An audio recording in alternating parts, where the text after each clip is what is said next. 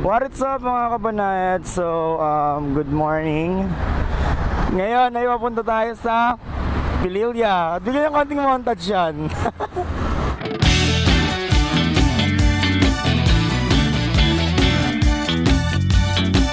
Yung singin nila. So, mas maganda yung daan mo. No?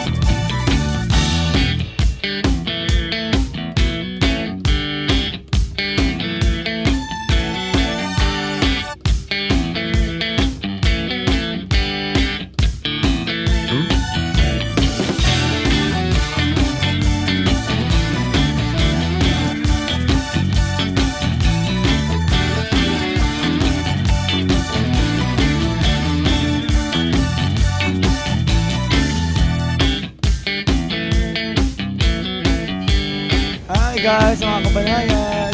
Welcome to Pililla! Or ano? Meron tayong windmill dito sa likod and windmill dito sa gilid. Dami yan At meron din dito. Alright. Honey, ito naman. How was the swimming? Work? Hi, Han. Hey.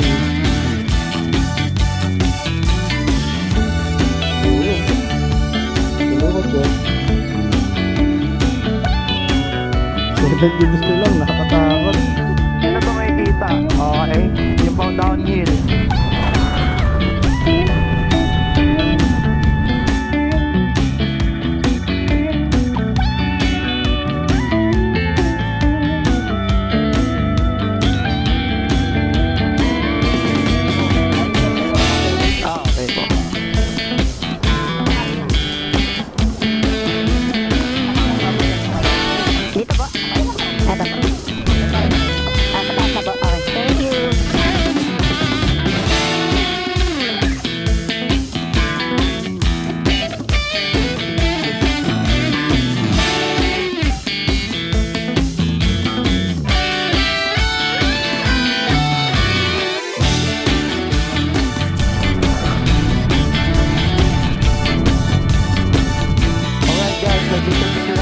Ito na. Ito na yung entrance ng Sundays Farm. So, ito yung parang pinaka-attraction area nila. Kita pa yung likod.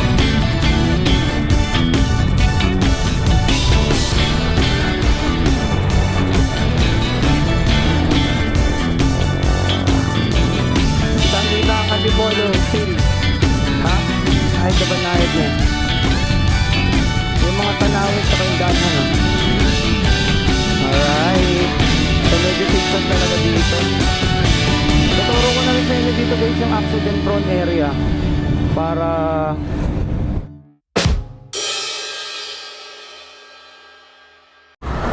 Uy! Tauri natin oh. So what's up guys? Papunta tayo ngayon sa may Pililla. And then currently nandito tayo sa may Cainta. Okay, papuntang junction na to. And then, actually, pangalawang beses na namin pupunta doon sa may Pililla Windmill Farm. Last year, nakapunta na kami. Month of March or April. April siya. Kasama nga pala natin ngayon si Han. Hi ka muna. Alright, mamaya pakita natin si Hani at saka si Kilua. Ang gamit nga pala natin is WSPN. Wow. Alright, first shoutout natin sa vlog ngayon. May nag-comment sa atin, nagtatanong siya kung anong brand or anong unit. So, ang brand nito is NWOW, then ang unit niya is WSP. So, pwede kayo mag-inquire sa mga nearest NWOW dyan sa inyo, or may mga page naman sila pwede nyo silang i-PM about dito. Pero all stock to guys, all stock. Battery, hub, controller, lahat stock, wala pa tayong nagalaw dito. Patutunayan natin na yun, or tignan natin kung kakayanin ba nito makapunta ng Pililla. So from Pasig to Pililla tong rides natin ngayon guys. Alright, balitaan ko kayo ulit mamaya-mayang onti dyan. Balik tayo guys. What's up guys? So nakalagpas na tayo ng junction. So diskarte lang natin dito guys, talaga throttle control lang. Kahit sa e-bike yan, mag-stock ka man, or syempre kung naka-lithium ka, ibang usapan yun. Syempre alam din naman natin yung price ng lithium medyo mahal, diba? So kung may budget ka, why not? Bili ka talaga ng lithium. Kasi ako, recommended ko talaga mag-lithium. Bukod sa magaan na talaga yon, syempre, alam naman natin yung bigat, importante sa e-bike. Mas magaan, mas maganda, mas makakalayo. So, going back, naka-SLA lang tayo ngayon kasi mina-maximize ko pa yung lifespan ng battery na to from stock. Syempre sayang din naman, no? Ibebenta mo, swap mo lang, wag na. Sige, pudpurin muna natin. Kaya ngayon pupunta tayo sa Pililla para talagang sulit natin yung battery nito. So, ang discount ko talaga dito guys, as much as possible, speed 1 lang talaga. Then 50 to 70% na throttle. Hindi yung full throttle talaga. Tapos, kapag may pagkakataon ka mag-free wheel ka. Yung free wheel meaning tine-turn off mo yung throttle, yan, hindi mo siya pinipigaan. Kapag pababa, yan, or may momentum ka pa naman na tumatakbo pa yung e-bike mo na mabilis. Yan, tansya-tansyahin mo. Alright, tansya-tansyahin mo yung piga mo. Huwag kang laging nakababad sa sa throttle na silinyador ka. Pagpataas naman, huwag ka bumakbak, makakataas ka naman eh. Tamang 70 to 80 speed 1. Kaya yan eh. Tingnan nyo, ito medyo pataas na to konti. Alright. Boundary na to ng Taytay. Pataytay na to guys. Pataytay na. Malapit na to sa STI. Buti nga hindi masyadong traffic ngayon. Talagang banayad lang yung traffic natin dito. So yung shoutout natin ngayong vlog is nasa end ng video. So make sure nyo na tapusin nyo to. Then sa mga gusto rin magpa-shoutout katulad ng gagawin natin ngayon sa vlog natin is comment down below lang. Kung hindi ka pa rin nakasubscribe sa channel natin, kasi napapansin ko mga kabanayad, ang dami nang nag-watch ng vlog natin. Para ma-make sure lang din na ma-notif kayo pagka may every upload tayo, i-like nyo yung and subscribe, then mag-comment. And actually, make sure nyo po na naka-turn on po yung notification button po ng YouTube po nila dito sa channel po natin para every upload is updated kayo. So kung may mga katanungan kayo sa vlog natin ngayon, yan, comment nyo lang dito sa video na to. Sasagutin natin yan sa next vlog natin. So what's up guys? So dito nasa tikling na tayo ngayon guys. So nag-turn on lang ako ng GPS natin or Google Map para di na tayo maligaw kasi para sure na dito yun, hindi ka pa kasagabisado. So as per checking kay Google Map, 1 hour and 18 minutes siya. Then 38 kilometers from here. Sa tikling po tayo Alright, tikling na tayo. Kailangan natin kumaliwa. Alright, kakaliwa tayo. Papunta tayo dun sa taas. Alright, welcome to Tikling, Taytay. Antipolo to guys. Antipolo yung daan natin papuntang Pililla. May option din kayong Angono, Binangonan, yon, Morong, Patas. Pero dito tayo ngayon sa Antipolo dadaan. Magte-Teresa na tayo para maganda yung zigzag. Excited na ako guys. First time ko siya makikita on the GoPro point of view. So pataas na to guys. Ang speed lang natin dito 27. Pero itong accurate yung kay GPS natin, yung kay Google Map. So tumatakbo lang tayo ng 24 kilometers. Ewan kung kita nyo dito. Ayan, kung kita nyo yan. So kung kita nyo, tansyahin nyo na lang yung mga speed natin. May kita nyo naman dyan eh. Ganito lang, throttle control lang tayo. Yun talaga yung pinaka-importanting magic sa pag-i-e-bike, lalo na kung naka-SLA lang kayo. So ang hub natin 1,500 tsaka controller stock ni NWOW. Hindi ko advisable na umakyat kayo ng Antipolo ng mga 800 watts. 1,000 watts kaya pero medyo pwersado. Make sure mo rin na solo rider ka lang. Pero kung mag-aangkas ka pa nun, negats na. Medyo negats na rin. Baka mapwersa na yung hub. Depende pa sa quality niyan guys Alright, so binabagtas na natin tong Ortigas Avenue. Ortigas Avenue to. Daming zigzag dito guys, kasi paano to eh, pantipolo to. Pero maganda dito, malamig, banayad. Ito yung nga pala yung part na medyo pataas na to. So medyo babagal kayo, pero okay lang. If same specs ng katulad sa akin, kaya yan. May angkas pa ako guys ha, baka nakakalimutan nyo, kasama natin sa Han. Eka ulit, lagi nyo i-check yung OBR nyo ha. Check nyo lagi. Baka natutulog na, baka naiwanan na, ay parang ang gaan na ha, baka alam mo bumibilis. Yung pala, nalaglag na pala. Magkakaroon din tayo ng stopover. So ang game plan natin nga pala ngayon, so every 5 kilometer or 10 kilometers, depende kung kaya, nauuhaw, naiihi, hihinto tayo. Bakit? Importante po ng cooldown ng hub at saka controller, lalo na po itatansyahin nyo kung mainit. Katulad ng panahon ngayon guys. Ngayon is Tuesday, March 24, 11:54 ng tanghali. Magtatanghali na. Morning pero mainit. Mainit ngayon guys, sobrang init. So i-make sure nyo na may mga stopover kayo. I-cool down nyo, hayaan nyo muna. Kasi pag ini-straight nyo ng ride yan, tapos same tayo ng specs, syempre medyo persado na nga sa mga pataas eh. Sobrang init nyan. Kung meron nga kayong pambili ng ano, yung pang thermal scanner or yung parang scanner ng init, okay yun, para ma-monitor nyo yung temperature. Pero may mga e-bike na kasi ngayon ang high-tech na eh. May temperature na ng motor, ng hub, tsaka ng controller, naka tire pressure. Nalalaman na dito sa panel mo or sa app. Sa 2 wheels na e-bike yun may ganun na. So for me, talagang ganda nun. Kung may pagkakataon akong bumili, bibili ako nun. Monitor mo na lahat eh.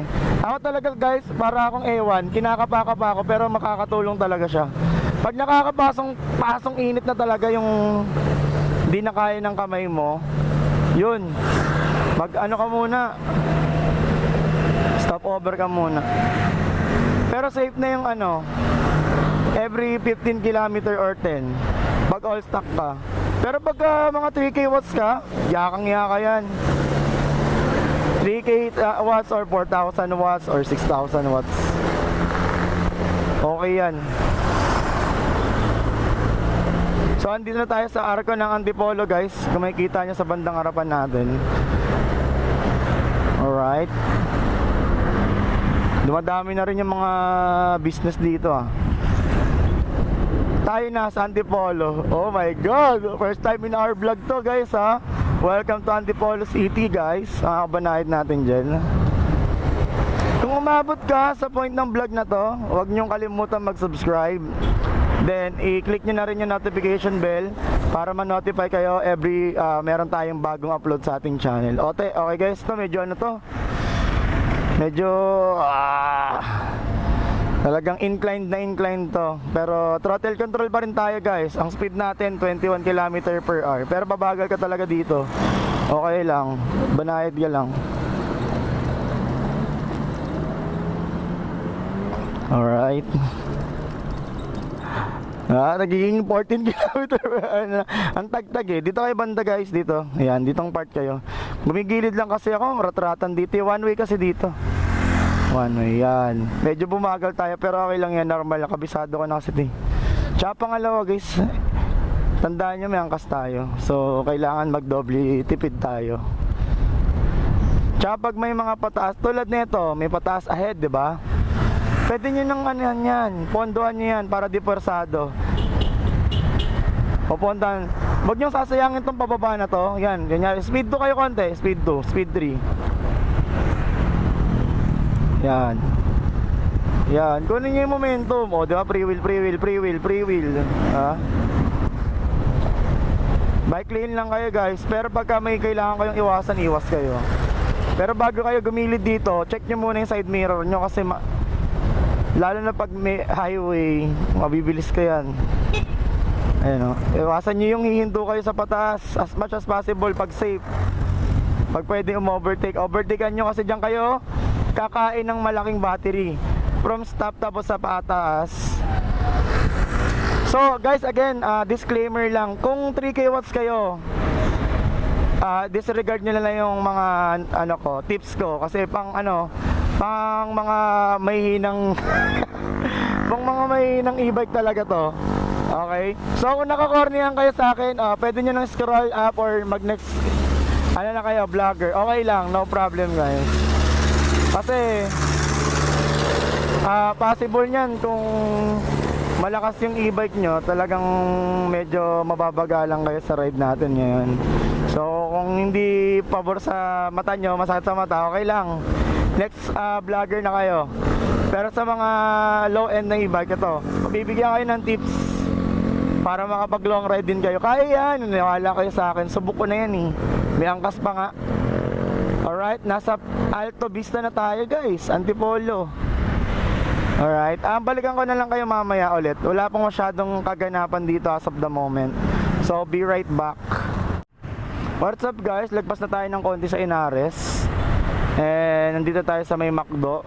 So I think dito na muna tayo mag-i-stop over for a while. Mapapa-cool down lang din si Kilua. Mukhang di nga siya mapapa-cool down eh. Mainit. Mainit din. Tatabingan na lang natin siya. Alright, our first stop over. Be right back guys. So ngayon is naka 10 kilometer tayo. What's up guys? Nandito tayo sa may McDo.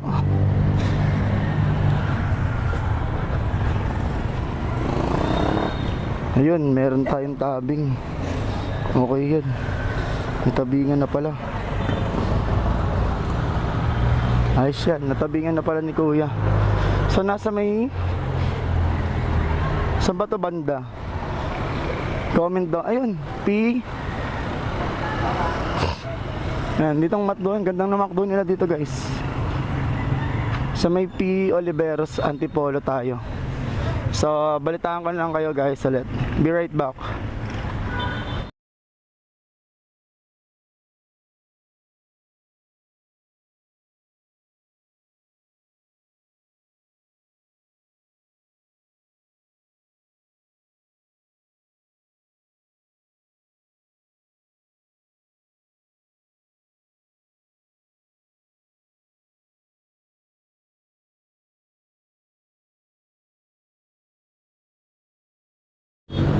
What is up mga kabanayan? So andito na tayo ngayon sa Antipolo Simbahan. At kakatapos lang natin kumain. Nagpakabusog na muna kami para mahababang labanan na to. Nabusog ka ba, Han? Solid. So ilalagay natin dyan yung magkano tayo. Currently naka 300 ba tayo? 300. Oh, 353 na sa pagkain pa lang guys. So sa lunch pa lang natin yan ha. Pero dalawa kami yan. Good for 2 person tong budget natin for today. So just in case gusto nyo mag-rides with your commander or may kasama kayo, sasabihin natin dito sa end of the video na to kung magkano yung nagastos natin. So dito guys, dahan-dahan lang kayo magmaneho kasi matao to eh. Simbahan to guys, tsaka sentro to eh. May estudyante, may mga namamalengke, namimili. Tsaka may mall din dito. So kailangan na banayad lang yung pagdadrive natin dito guys. So what is up guys? Nandito tayo sa E. Rodriguez Avenue, Antipolo. Sa may runabout. Ayun o. Liwasang San Enrico. Liwasan. Alright. Yun lang po ang kasalukuyang update natin dito guys. Sobrang init ng biyahe natin. Tataka pala kayo guys kung ba't ang tanghali. Na-late na ng bangon guys. Sarap na matulog eh. Actually day off talaga ni Commander kaya ayun, nag-rides kami. You know, sidestep. Dito pala guys, kung mapapadaan kayo dito sa part na to, medyo mag-ingat kayo sa mga tricycle kasi medyo sidestep talaga yung galawan nila dito. Lalo na yung mga tuk-tuk. Hindi naman ako nang babash pero be cautious lang kayo sa kanila guys kasi talagang may mga nagmamaneho din yung iba. Hindi lahat, yung iba talagang balagbag. So yun lang yung medyo keep distance nyo na lang para ano, maiwasan yung aberya sa biyahe nyo. So what's up mga kabanayad, dito na tayo sa may Antipolo Zigzag. Medyo ingat lang kayo dito guys, medyo matarik-tarik to. As much as possible, kung makaka-overtake kayo sa mga ganyang truck, overtakean nyo na. Kesa pa kayo masandwich. Pag ganito kang bababa guys, make sure nyo yung ano nya ha, yung brake nyo. Delikado pagka ano, wala kayong preno. Overlooking dito mga kabanayad.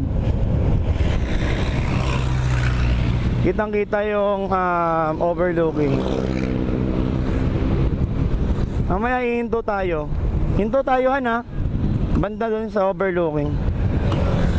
Maganda yung daanan dito guys.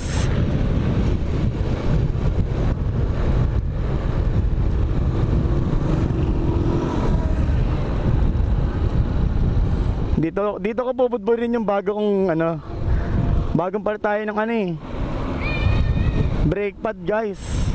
Ayun o. Ayan o. Oo. Kikita. Oy, banking yarn.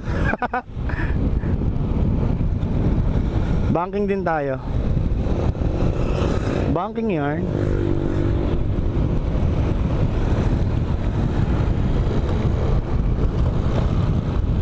Chill lang yung babae, nakita mo? Grabe yung babae oh, naka-aerox oh. Malalim to guys. Ayun oh. Pag hindi mo naalalayan ng ano yon, overshoot ka sa kabila. Kala mo lang madali lang yung curve niya pero malalim. Muntik na ako dyan dati. Parang na ano ko, overestimate ko, kaya. Puta, pupunta ako sa kabila oh. Napa-full brake ako. Napa-full brake talaga ako. Yan guys, ang ganda. Mag-a-hazard muna ako. Wow! Kitang-kita ang Antipolo City. Ha? Ano yun? Resort? Doon, Real Cove, oo. Meron dun sa baba, Villa Sampaguita. Maganda rin dun. Swimming talaga, summer ni. So what's up mga kabanayad? Next vlog natin dito, swimming na. Na? Mag-ano na ako, tukay ka naman. Pang swimming na, pati si Ellie. Oo. Wait lang guys, mag-picture lang tayo. Hindi tayo pwede masyado magtagal dito. Ganda. Honey. Hi, ka muna sa vlog.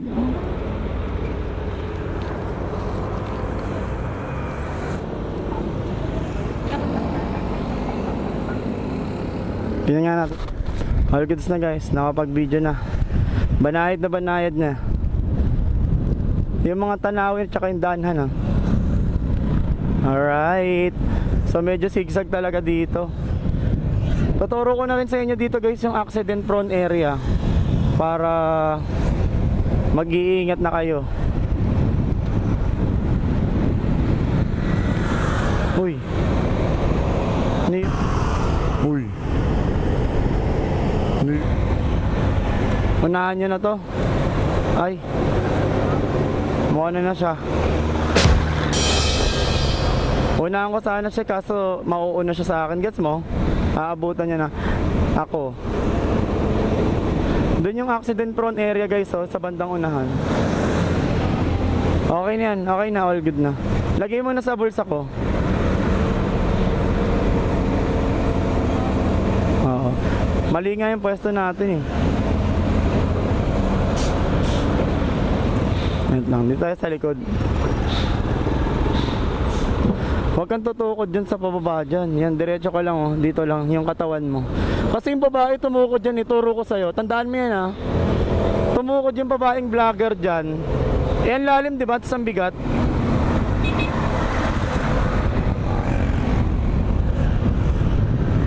Ang lalim ng pag tumukod ka dito diba? Parang ang taas. Yun. Bagsak siya, buti wala siyang kasunod. Yun oh.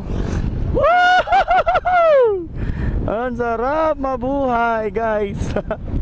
So, tingnan natin kung gaano pa tayo kalayo. Hindi, ganito talaga yan.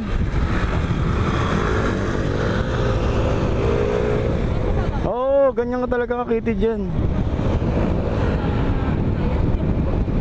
Nakakostrophobic ka? Kaklostrophobic? Ganda ng daan, no? Han, ano kaya ang footage na ito? Sana nag-play. Let's go. Ito malalim to. Pag mapabalik, pataas. Ayan yung pinakamalalim dyan. Preno.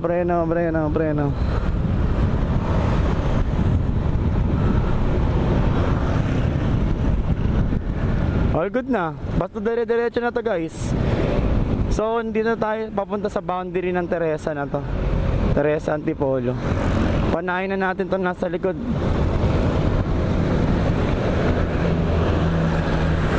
Mabagal lang naman tayo eh. Chill ride lang tayo, no? Teresa, Morong, Baras, Tanay. Yan. Right? So, babalitaan ko na lang kayo ulit, guys, pag may mga happenings na mga malulupit. Let's go!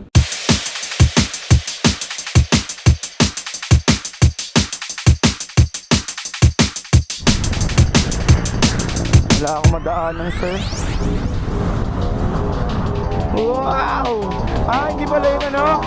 Hindi pala yun kaya akong windmill yan.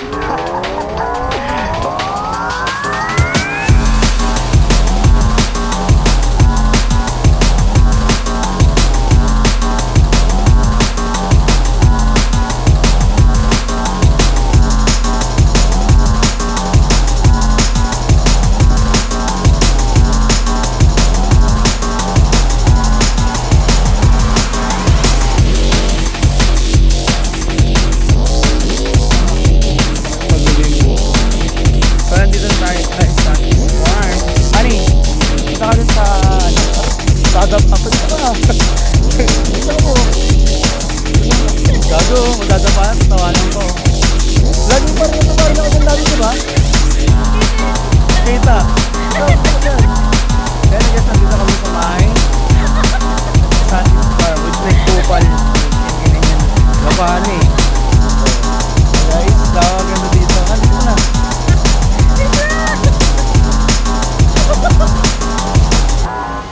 Wala na, kasama muna. Tawan-tawan eh.